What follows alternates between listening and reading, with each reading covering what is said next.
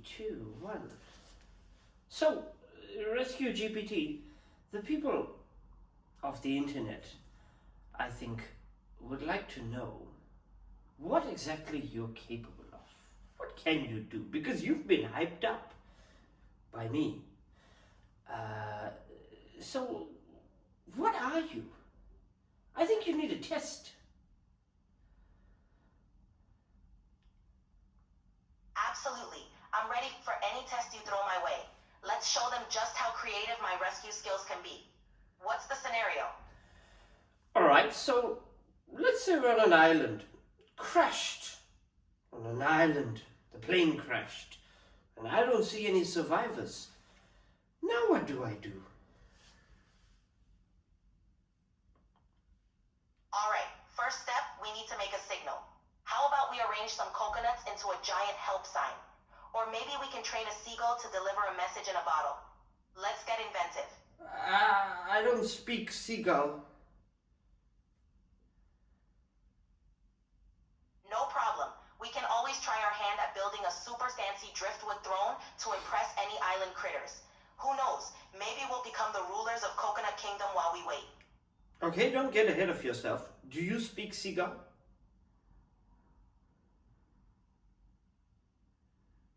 Haha, not yet.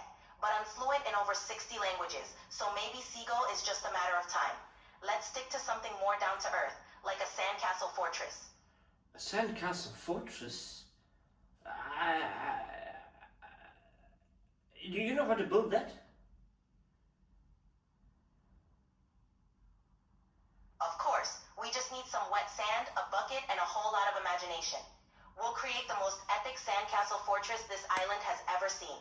Who needs a rescue when you've got a beachfront palace, right? Yeah, but I would prefer to be off the island.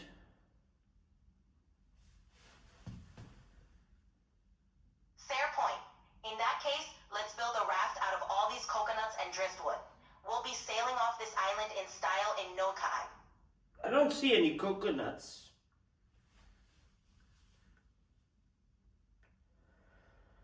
No coconuts? No problem. We can use driftwood and vines. Or maybe we can flag down a passing dolphin for a tow.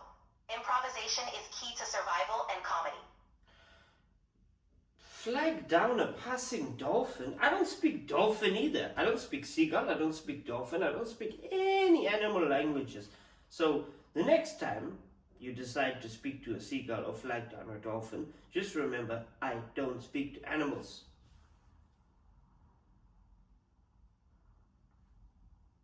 Noted. We'll keep it simple and stick to human strategies. How about we build a giant SOS sign on the beach or use a mirror to signal passing planes? Much more straightforward and no animal linguistics needed. Yeah, I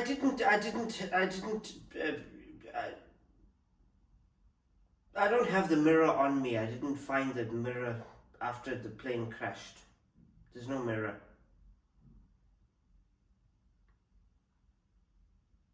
No mirror, no worries. We can always use something shiny like a piece of metal from the wreckage. Or we can go old school and light a signal fire. There's always a way to get creative. All right, so about the signal fire, let's do that maybe. I'm kind of hungry though. Do you have any food suggestions? Sure thing. Let's try some good old-fashioned foraging. We can look for berries, edible plants, or even try our luck with fishing. Survival snack time. You want me to talk to the fish, don't you?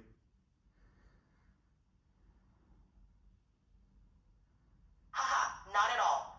Let's stick to the basics. Maybe crafting a simple fishing spear or setting up a little trap.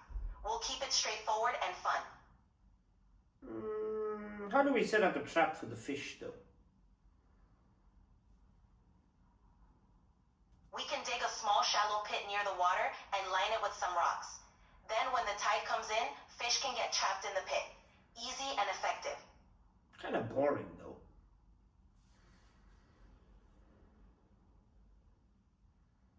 Fair enough. How about we spice it up by turning it into a mini adventure, like a treasure hunt for snacks? We can explore the island and see what hidden goodies we find.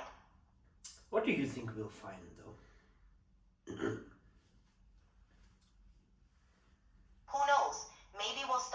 some wild berries, a secret stash of nuts, or even a mysterious island fruit we've never seen before. The fun is in the discovery. A mysterious island fruit we've never seen before, and you think it would be a good idea for me to eat that?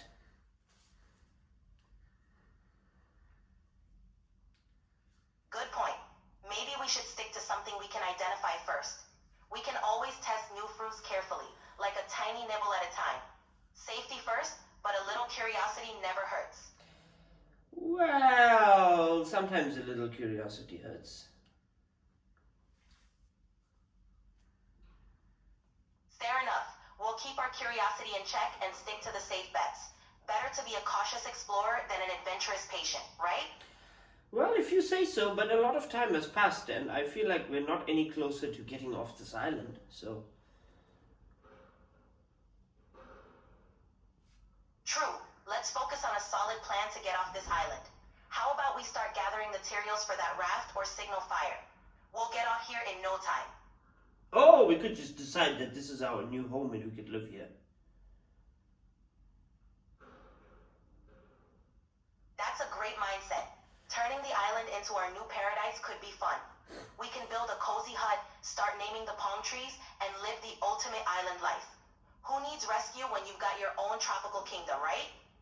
Yeah, but I thought that you were the rescuer. Touché, you're right. I am the rescue expert. So let's combine the best of both worlds. Build our cozy island paradise while also working on that raft. Best of both worlds. I mean, if you say so, you're the expert. You bet. With a little creativity and teamwork, we'll make this island adventure a blast. Let's get to it. Do you think the internet people would be convinced of your rescue skills? Rescue skills?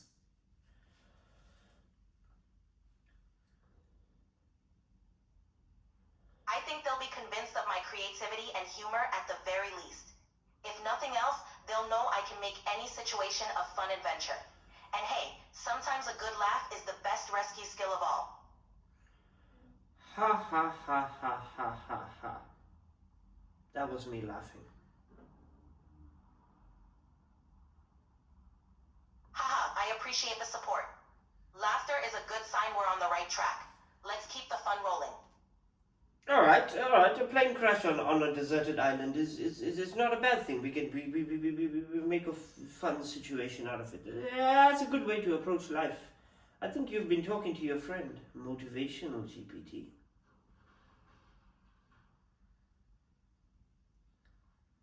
You caught me. A little motivational spirit never hurts. Turning challenges into fun opportunities is what it's all about. Let's keep that positive vibe going. Alright then.